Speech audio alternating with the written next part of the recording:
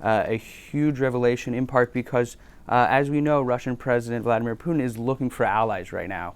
He's been ostracized by the West, by NATO, and by the U.S., but needs some support. We've already seen him go to Iran. We've seen Russia try and attempt to purchase Iranian drones. We've seen them use Iranian drones, according to the Ukrainians.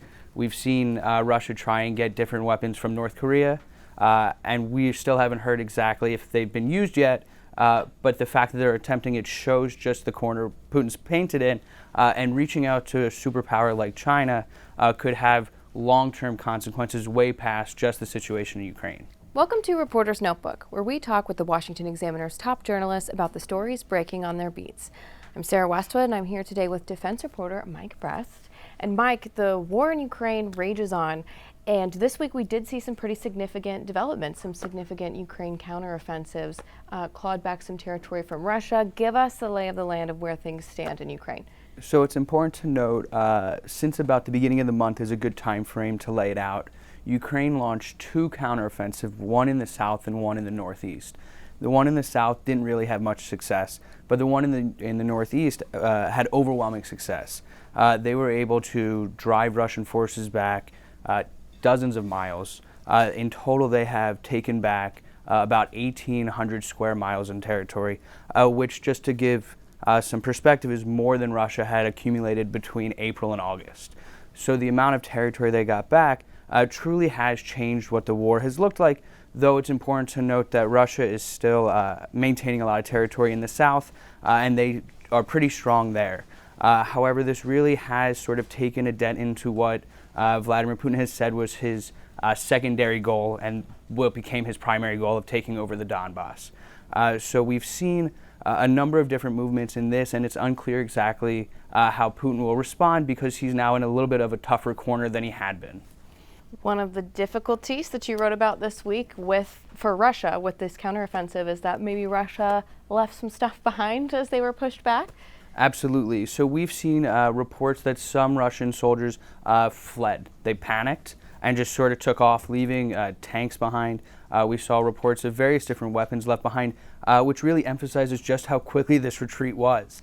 And it shows the level of success that Ukraine had in this offensive, which was pretty stunning considering we haven't seen this type of ground movement in months.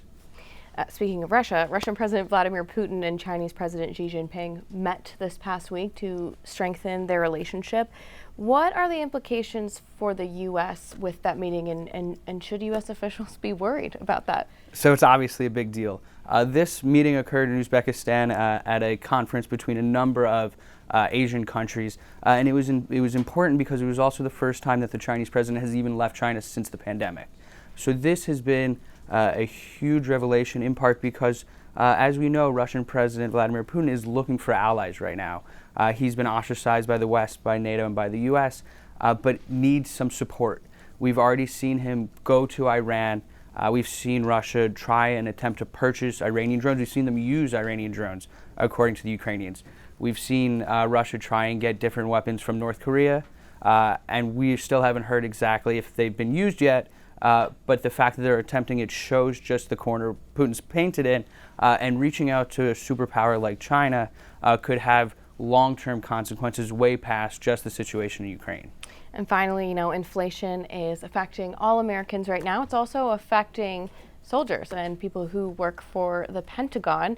There is some disputes about soldier pay and as it relates to inflation. Give us an update on that. So it's important to remember that soldiers' pay is tied through the National Defense Authorization Act.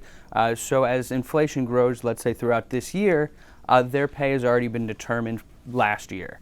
And so what we've seen is that what they're being paid isn't quite enough right now for our current inflation gains. For next year's NDAA, there's already been a 4.6% raise increase for them, but there are even concerns that that might not be enough. Well, Mike, thank you so much for being here today. You can get more reporting from Mike and the rest of the defense team at washingtonexaminer.com.